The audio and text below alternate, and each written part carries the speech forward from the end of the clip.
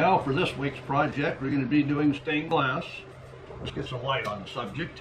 This is my cutting board, and we have the color for the lettering, and we have the background, which is a frosted glass, and we have the style. So the background will be cut as such. The letters, we'll do whatever we want with the letters, but buying this book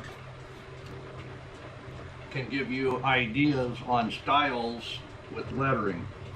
So there's several different ones in here. And like I say, this is what wonderful wife decided she liked. And I'm not copywriting, I'm just saying, go buy you a book you want to see what it's all about.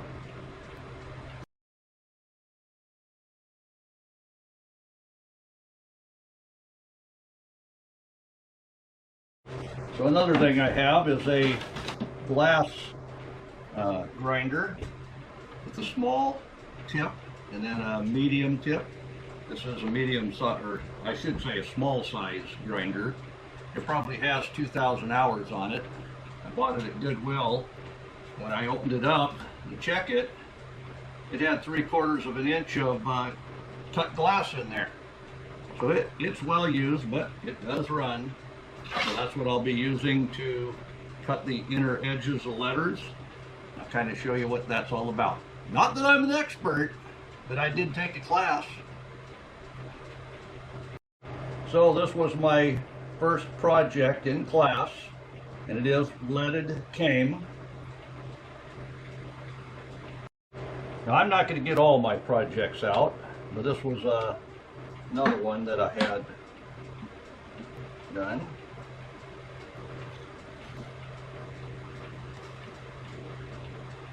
And it taught me how to do foil. All right, you talked me into showing you one more that I did in the class, and this one was done with lead cane as well. She had some leftover water feature glass that I was able to use. And if you didn't notice, all this was one big piece of glass, and I cut it where each piece sat in its proper orientation in the glass, cutting out pieces of the sail to fit in there. So do you have more confidence in me that I'm going to be able to do this? I hope so, because here we go. Because I want to have the rougher side down or out, I have to put it down, so I have to put my pattern upside down to be able to cut from. What I'm going to do is cut strips, so I'm going to do all the straight pieces first, and then we'll do the curved where I can use the glass grinder.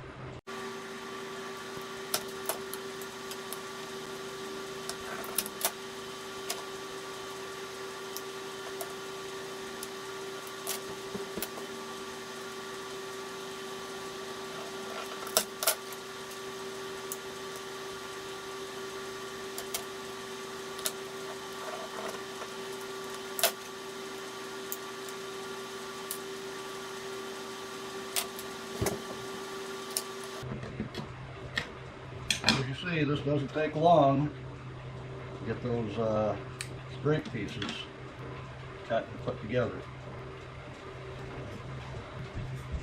All right, I'll be back with you when I get a little bit more done. Don't want to bore you.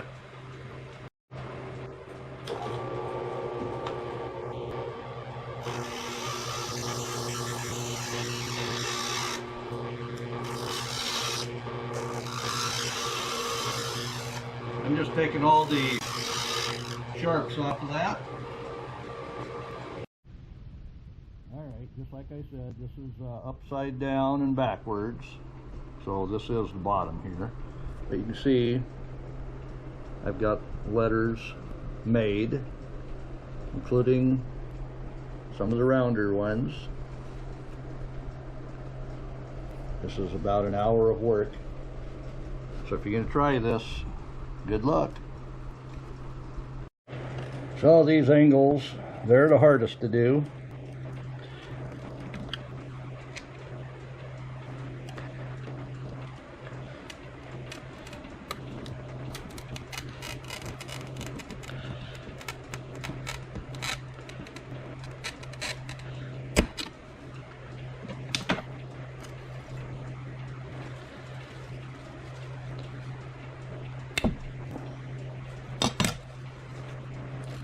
but they can be done.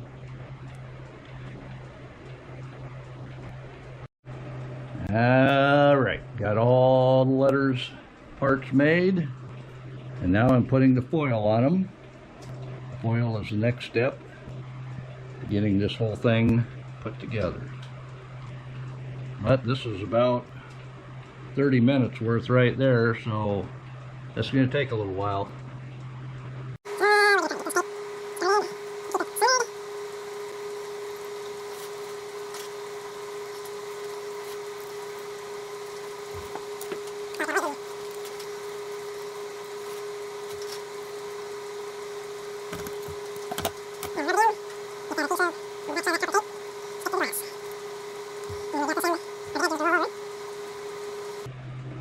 There, what do you think? Yep, got a whole bunch more of them to do though. That was one of the easy ones.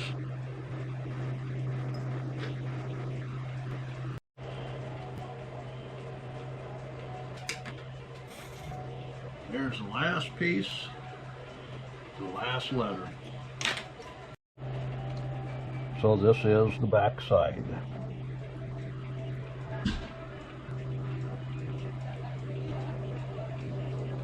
And you can see everything is foiled, ready for solder. Well, I got all the letters foiled, and I've got them pinned in place. So I've got my little soldering station here. Got this to clean up yet, but it's getting hot. That way we can come right down and solder letters right into place. So while that's warming up, I'll go ahead and get a little bit of flux on these joints on top of the paper rather than down on the board. There you go. I've got cleanup to do with the solder there, and this is the side that will be seen. So I'll go ahead and get this all undone here and on with the next letters. Alright, so you can see the letter is stable. Now that it's soldered, that's the right way around. We're not worried too much about final soldering at this point because we got all the holes to fill and the background to make. I got my second row of letters pinned up. As soon as the soldering gun is hot, go ahead and solder them. Alright, I've got all the letters soldered together. They have foil on it. Next thing to do is go ahead and cut all the pieces that'll fit inside. I know you're wondering what I'm doing. Well, actually, now I can make the actual pattern.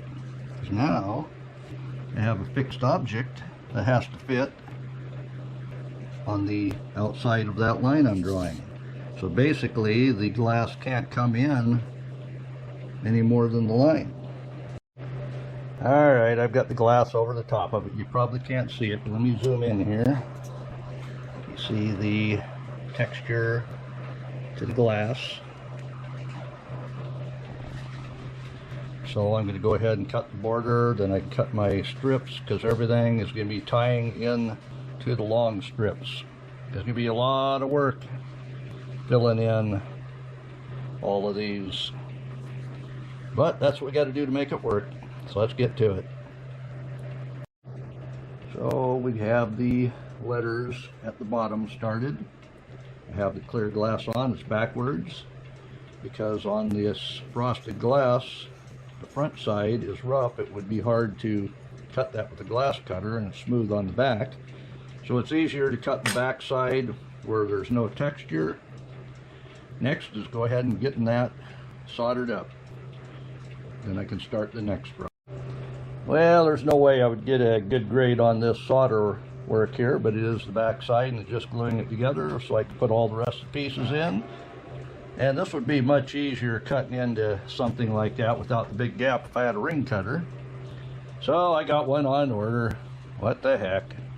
As much as I want to get into glass work and tile work, it'll be worth it. So I'll get this soldered up and put our next row on. This is 2 afternoons. One afternoon and evening and another evening and afternoon.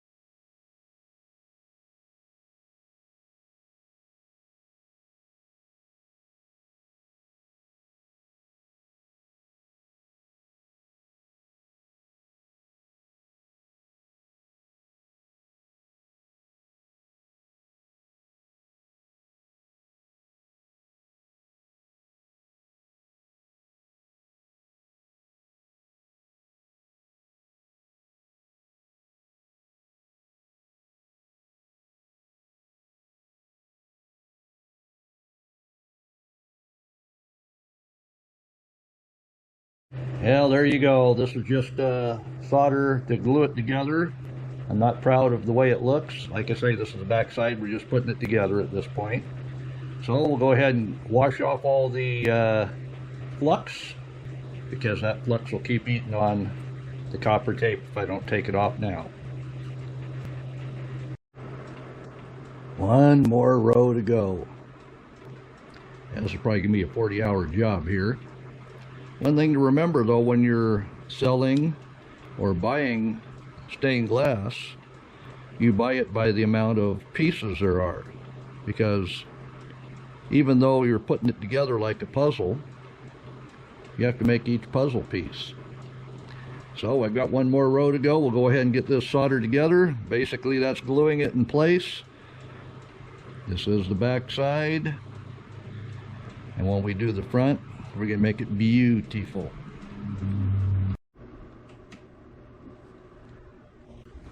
There you go. We got one more row to go up here, but it's coming together. This time tomorrow, that piece should be done. Oh yeah. I have the first sign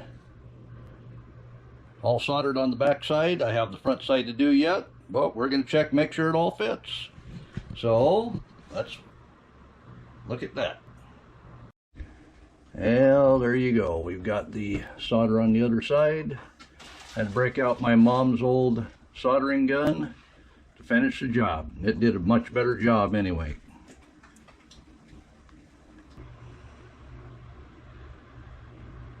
All right, what do you think? Fits all the way around.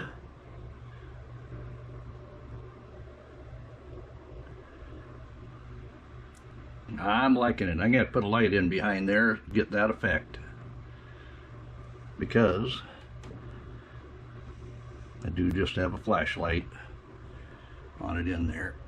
And that's one thing those metal trays are good for, is reflecting that light. Now that I have that one made, we'll go ahead and sand off all my marks, all my lineup marks, and get this stained. Then I'll work on that other panel. I've got something special for it. Now you'd think with that many pieces it would be fragile, but no, it's pretty solid. All soldered together as one piece. Well, this is the part nobody likes. Final sanding. I've got the 220 grit paper, just going over everything.